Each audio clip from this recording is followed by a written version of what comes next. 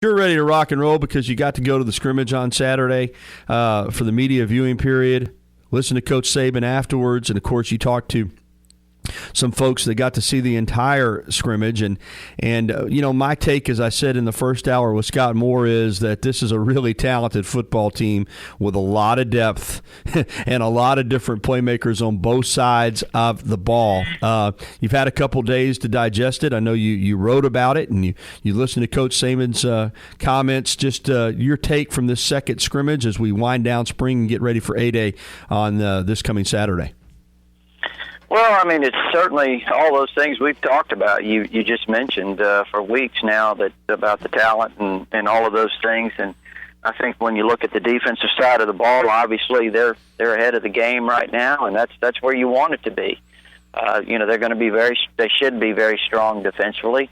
This coming season, and I think that this spring they've had a really good spring, and I think they're probably confident about where they are defensively, and I think on the offensive side of the ball, they're still, trying to find those 5 offensive linemen that they feel are going to be the best 5. Of course, Cam Robinson's out, so, that kind of sets them back a little bit, but I think they feel good about the progress they've made. Ross Pierce-Baker at center, moving from left guard, and I think they feel confident that a lot of those young guys, even Coach Saban said the other day, we've got a lot more talented guys to work with in terms of numbers and, ability this year in the offensive line, and I think it's all that recruiting that we've talked about. And, I think they feel confident that they have a guy they can find or develop a winner out of one of those quarterbacks. And right now, I would say, as I've said all along, I've felt all along, even when some people wanted to anoint someone else, I felt like that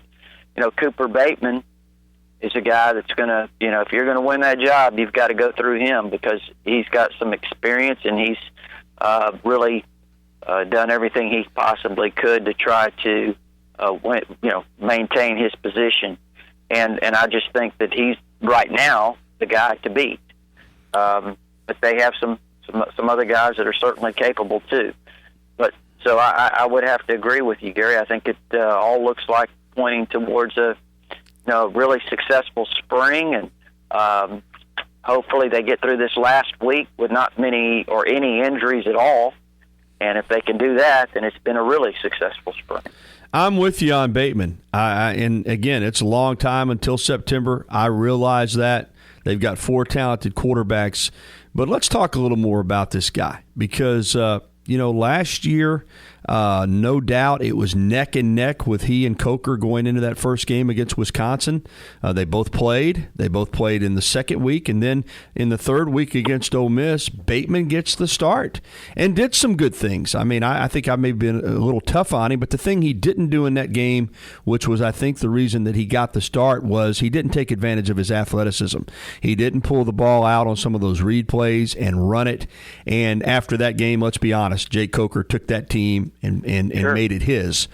But instead of crying about it, causing problems, threatening to transfer, you never heard a bad word from Cooper Bateman. He was a team player. He enjoyed that championship. But he's come back this spring, and I don't know the young man very well, but he seems like he's learned from last year. He's made it into a positive.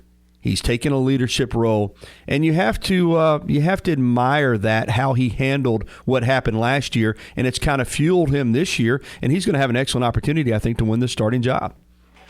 Well, I think you have to go back to last spring when, you're in a quarterback battle, there's 5 guys, and they come to you and say, hey, you're a great athlete, you're an outstanding athlete, he has legit speed, probably, in the 4.5s, and, we're going to try you at wide receiver. That's right. Well, if you've ever played quarterback, if you've been a quarterback, you think you're a quarterback. And most quarterbacks don't think there's anybody better than they are. I mean, that's just kind of the mentality that you carry, and that's kind of a kick in the gut right there in some ways. But he didn't take it that way. He moved over, played wide receiver, toughed it out, moved back to quarterback, didn't give up. Like you mentioned, he worked his way back and almost won the starting job. And did actually start, as you mentioned, the Ole Miss game. And so I think that tells you a lot about him. He's got obviously has some mental toughness. I agree with you. I think he in the Ole Miss game, he He had some opportunities he didn't take advantage of. But all that stuff and all that preparation he went through for 15 weeks last year and all the experience he got getting those reps during the week, all of those things, I think, helped his development. Now it's just a matter of him taking advantage of everything that he's, earned to this point.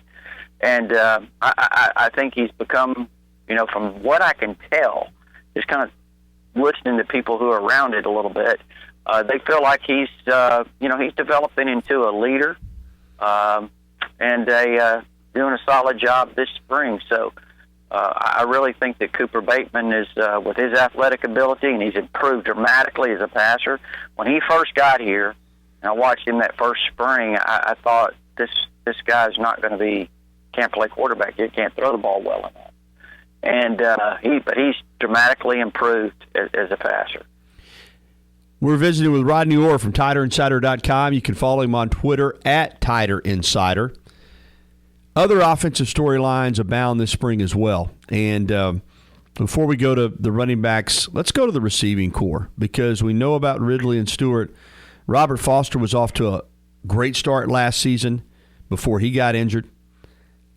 And he has had a reemergence this spring, 4 receptions for 106 yards and 2 touchdowns on Saturday in that scrimmage. Cam Sims had a couple of catches for 47 yards.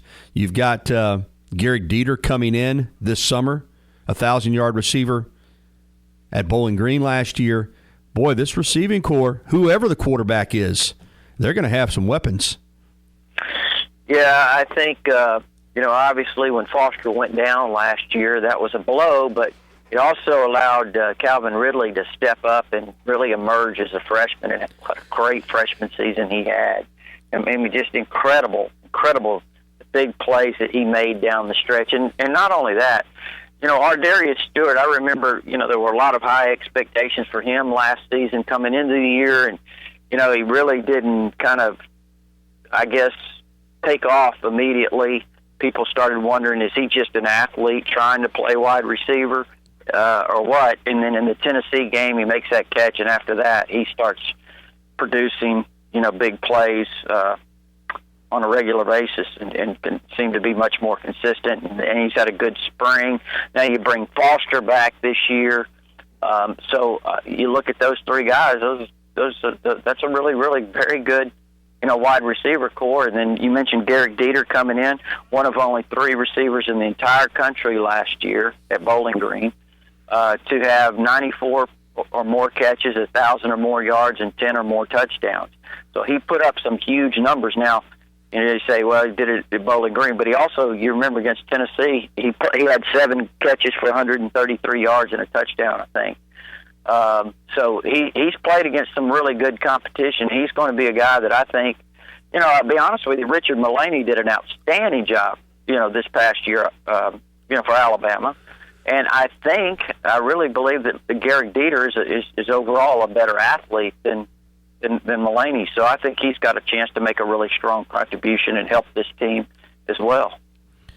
Running back wise, and of course Scarborough's stats jump out at you: 9 yards plus a carry, 12 rushes, 112 yards, and a touchdown. But Damian Harris had a good day, Rod. 8 rushes, 56 yards. And Ronnie Clark even got in and had, averaged more than 4 yards a carry, 7 rushes, and 31 yards. I know we're all concerned about the running back position, rightfully so. When you lose the Heisman Trophy winner in Derrick Henry, plus a great back in Kenyon Drake, there's concern there. But these 3 guys, certainly Scarborough's putting up big numbers. You've got some help coming in the fall as well. Your thoughts on this running back position? Well, Bo Scarborough's 21 carries, I think, for 243 and 3 touchdowns in the 2 scrimmages that I've added up. I think that's right. So he's, if he can stay healthy, I think that a lot of people have some really high expectations for him to be able to kind of pick up some of the slack that they're losing with Derrick Henry. The one thing I've always thought is that 1-2 punch. Coach Saban kind of alluded to that in his comments the other day, that never before have they had, lost their 2 bell cow running backs in the same year like they did with Henry and Drake. This past year, they've always had somebody there and then another young guy that was kind of waiting in the wings to develop. but this year they're kind of starting a little bit from scratch. So you hope that Damian Harris, he was highly acclaimed coming out of high school, Kentucky. Hopefully he learned a lot in that one season, what it takes to be successful, and sounds like from everything Coach Saban's saying that he has made a lot of improvements. So that's good. And I also think, too, even though he's not in spring practice, I'd keep a close eye on B.J. Emmons, the incoming freshman out of North Carolina, because he's going to have a chance to make a niche for himself once he gets here. And we didn't even mention O.J. Howard and the tight ends. I mean, this offense has a lot of weapons. But I want to move on to the defense because it's so talented and so many potential playmakers. You look at the stats, the usual suspects. Foster had 9 tackles, forced fumble, tackle for loss. Ryan Anderson, 7 tackles, 2 tackles for loss and a sack. Rashawn Evans, 7 tackles and a sack. Minka Fitzpatrick, 5 tackles and a pick 6, in fact. But a new name popped out in the stat sheet, and a guy who has kind of been waiting his turn, Christian Miller, had 6 tackles, 2 sacks, and a forced fumble. It's easy to forget about some of these guys, Rodney, because there's so many players. But Christian Miller was a highly recruited player out of South Carolina. His dad, Corey, a former NFL star. And suddenly on Saturday, he makes an impact. Mm-hmm. Well, he was the number 2 outside linebacker in the country coming out of high school behind Rashawn Evans. Of course, Rashawn now playing inside and probably have a role on the outside as well. But that's good because when you start looking at, for depth, obviously that's good. And then when you start looking at Ryan Anderson's a senior, Tim Williams is a senior, you're going to need those guys. You're going to need a guy like Christian Miller on the outside. So it's good to start seeing there's guys waiting in the wings to come up and that can provide depth this year and maybe take over, next year. So that it's big to see that Christian Miller is doing. He was a big play guy in high school. He just needed to get bigger. I think now he probably came in around 200, 205. He's got the great frame. Now I think he's up to 233 or something like that. So that's really good to see. I would say defensively, the one thing looking at this team is that's going to be different. They're going to be talented up front on the line, but they're not going to have nearly the numbers that they had last year. I think people got spoiled by that, and that was kind of a unusual deal to have that many top-notch quality defensive linemen, that kind of depth. But people kind of got spoiled by that. But they're going to be very good up front defensively. Deron Payne's been a beast this spring. That's great to see. I think Deshaun Hand he's ready to break out. Now, he's been out the last week with back spasms. We know about Jonathan Allen, who's not really participating in contact this spring because of his shoulder. Dalvin Tomlinson, those guys are outstanding players. I think I've said this many times. I think if Josh Frazier do what he's supposed to do and get in the kind of shape he needs to be in, I think he can be a really, really outstanding interior player. So, and I think some guys coming in this class, maybe a Jamar King, the JUCO player, maybe Quinnen Williams, quite possibly Raekwon Davis can help up front with some depth purposes. So, but defensively they should be really solid, and a tremendous amount of athleticism and talent in the secondary. So should be really good defensively. And I really like Jeremy Pruitt. I think he's added a spark. I think the players really like him. I think he's a really positive guy, and I think he's very good at what he does. So I like what I see on defense. All that we have left until August is a couple of practices this week, then the A-Day on Saturday. Coach Saban has encouraged the fans to come back out in huge numbers this year. Attendance was down a little bit last year by Alabama spring game standards. And usually folks want to come out because, it's just a chance to see the team in a game environment. Of course, 2007, everybody was so pumped about Saban. I still remember you and I sitting in the press box and saying they're still coming in, 92,000. Kind of changed spring games forever.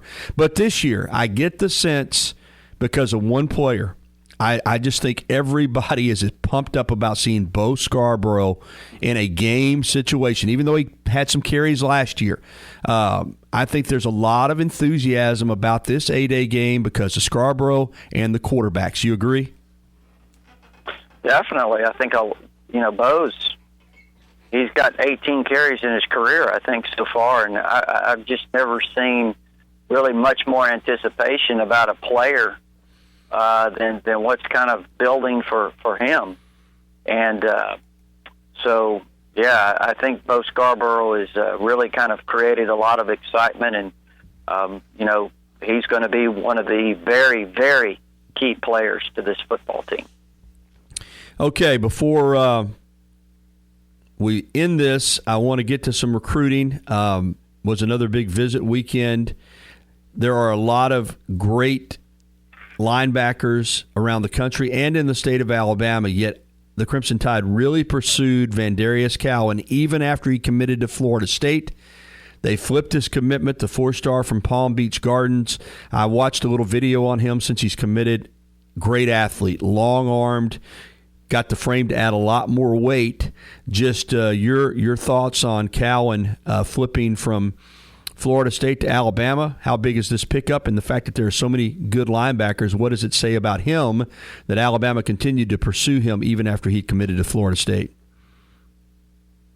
Well, he's considered one of the top, inside or linebackers as a whole in the country. And, now they've got Gary Johnson committed, the JUCO out of Kansas, who is considered the number one JUCO in the country by some and a great inside linebacker prospect. Now you've got Vandarius Cowan, that's 2, who's expected to play on the inside. So, everybody talking about a lot of great linebackers in the state of Alabama. But again, I think that, these 2 guys are outstanding prospects, and they're at a need position. You need a lot of depth next year. You need to add some of these guys so they can come in and possibly push for playing time at a position that really needs it.